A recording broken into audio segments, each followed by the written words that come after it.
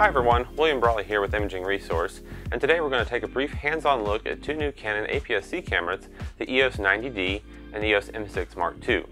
Both Dave Etchells and I were recently invited by Canon to try out these new cameras at a pre-launch shooting event at Road Atlanta for some motorsports action photography, giving us an opportunity to get hands-on with the cameras as well as see how they performed. So first, we'll start with taking a tour around the cameras, talking about some of the new features, some of the build quality and design aspects, and then we'll head over to the computer to get a closer look at some sample images, as well as discuss some initial impressions. So, let's dive in.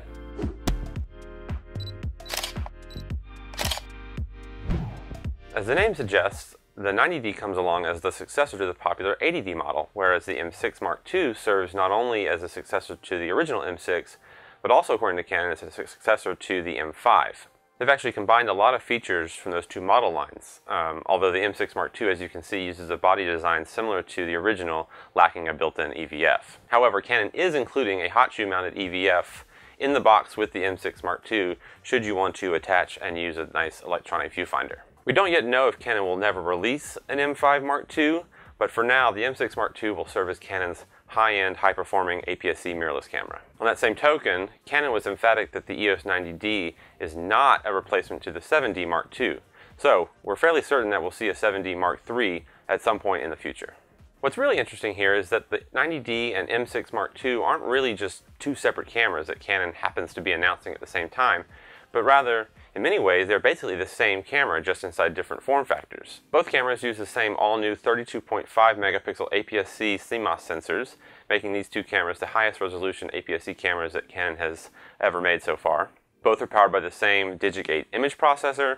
Both have a similar ISO range from 100 up to an expanded 51,200. Both cameras also shoot 4K video now, which each predecessor model did not. 4K is recorded at 30p. However, for some reason, there is no 4K 24p option, which is a bit disappointing. Both, however, can utilize dual-pixel CMOS AF during 4K capture, which is something that the EOS RP, for example, the full-frame mirrorless camera, cannot do. You can also choose between a cropped and uncropped framing for 4K video, which is pretty cool. You can either get full sensor width, or if you want to crop down just for versatility's sake, you can do that as well. Live view autofocusing is also similar in both cameras using dual-pixel CMOS AF. There is a new single-point spot AF mode with live view focusing, which gives you a smaller, more precise AF point, so you can more easily focus on the eye, or for macro photography, it's very helpful to get a really precise focus. Both cameras also offer IAF functionality with continuous focus, and it works in both still and video modes. Now, there are some differences between the two cameras, of course, and it's not just related to the form factors. On one hand, the 90D offers the more traditional DSLR style through the viewfinder autofocusing system, which for the most part is the same as the one on the 80D. It's a 45-point all-cross type AF system with 27 points supporting AF autofocus. There are also some slight performance differences between the 90D and the M6 Mark II. The 90D offers up to 11 frames per second in continuous bursts in live view, or 10 frames per second in traditional through the viewfinder shooting, while the M6 Mark II is capable up to 14 frames per second with AF tracking. The M6 Mark II also has a special 30 frames per second raw burst mode with servo AF support. The shutter speed limit is also different on the cameras, with the 90D offering a 1/8,000th of a second mechanical shutter, while the M6 Mark II is capped at 1/4,000th of a second. Both, however, offer an electronic shutter option up to 1/16,000th of a second. On the physical side of things, obviously both cameras are quite different. The 90D obviously has that classic DSLR shape, that same size and weight and control layout that's very similar to the 80D. Button placement on the camera is slightly tweaked. There's a few different changes to the buttons on the back, but nothing drastically different. Canon has, however, added a handy joystick control, which I personally really like. Oddly though, you can't program the joystick and the multi-directional controller on the back of the camera to do different functions. They're basically locked together. The 90D has the familiar 3-inch articulating touchscreen rear display, a top deck info display, as well as a single UHS 2 SD card slot. The M6 Mark II, meanwhile, has a design very similar to that of the original camera. As mentioned before, it does not feature a built-in EVF like the M5, but Canon does include the hot shoe mounted EVF in the box with the camera. The M6 Mark II is a bit larger than the original though, which is nice. The size of the grip is slightly larger and there's more room on the back of the camera for a bit more grip.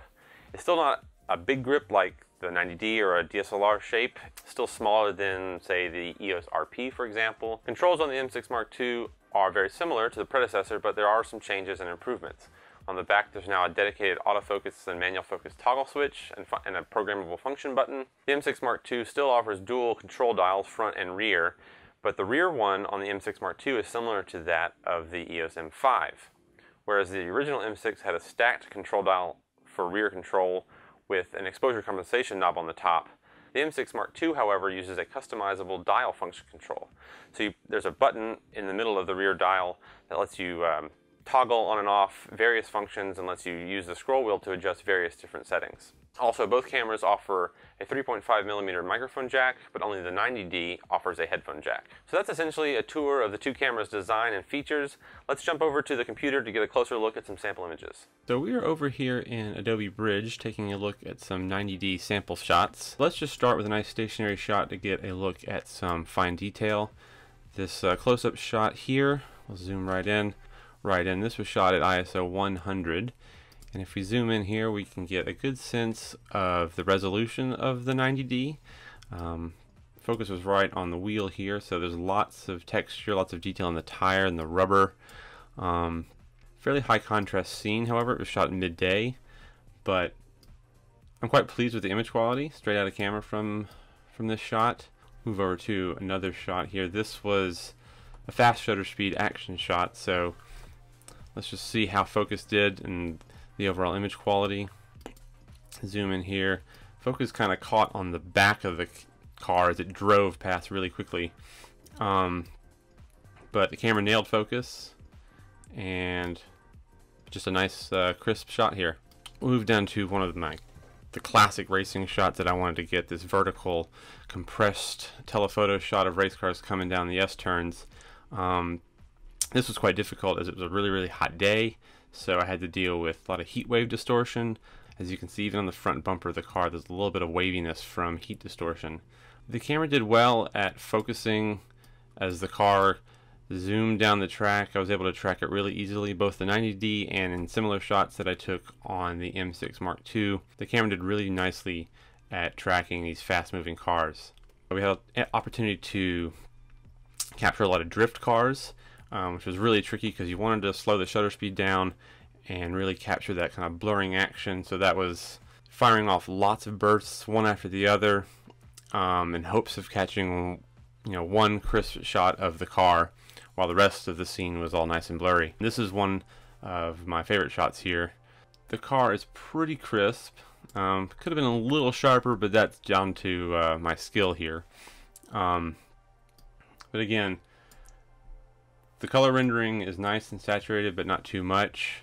The dynamic range also looks pretty good. I was actually impressed that I was able to get some sky blue and the cloud detail up at the top here. One of the challenges of both of these cameras in shooting these fast action scenes is that you're trying to track the subject, and the camera's doing a good job at tracking the subject as it moves along the track, and you're firing off burst after burst. And we noticed that the 90D and the M6 II, the buffers filled kind of quickly, so it was kind of a challenge if we were in a position to capture a long burst sequence. Luckily, the buffer clearing time was pretty swift, so I wasn't waiting on the camera a whole lot, but it was still something that I noticed right off the bat there. Let's just scroll down and take a look at a static subject, something with some skin detail, skin tones. This model shot they had set up for us, I believe Dave took this photo.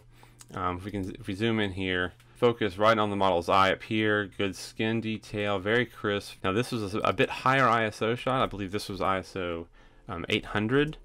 So if you zoom in closer, you can kind of see that the grain itself is pretty well controlled. There is some, obviously, the default noise reduction happening from the in-camera JPEG processing. And if you look at the hair, you can kind of see some detail loss. Things get a little soft, a little mushy. But overall, at ISO 800 at least, image quality looks pretty good. However, if we jump over to a higher ISO shot, this was shot indoors at ISO 1600, things are getting a little concerning in terms of high ISO image quality. If you zoom in close, you can see things are quite noisy. Noise reduction processing is definitely reducing some detail, and you can kind of see some kind of digital look to the images. And given that these cameras have a 32 megapixel APS-C sensor, that's a lot of tiny pixels on this sensor size. So It's yet to be determined as we haven't gotten these cameras into the lab yet, but we're curious to see just how well these cameras do at high ISO. That's something that we're going to have to take a look at. Okay, so let's jump over to the M6 Mark II. Again, similar batch of photos. We were shooting both of these side by side. The camera did a nice job again of tracking the car during capture as it swung around corners. Really pleased with the general performance of both of these cameras. Scroll down here again, another model shot. Again, very pleasing skin tones, lots of detail. I believe this was ISO 640, so not too high. You can still get a nice idea of some of the detail in this shot. Here's ISO 6400 shot. If we zoom in here, the graininess is actually fairly well controlled in this shot. It's not too overly noisy and blocky, and noise reduction processing isn't too egregious. Here's a similar shot to one of the ones I showed you on the 90D. Again, detail in the sky, nothing's overexposed. Metering seemed accurate on both of these cameras. Good accurate color. Overall, really pleasing on these photos here. So to wrap up here, essentially while there's some differences in the camera's design and size and weight, both cameras are vastly similar in a lot of ways, especially when it comes to pure image quality. Both cameras have the same imaging pipeline with same image sensor and same image processor. So it really comes down to which camera style do you prefer.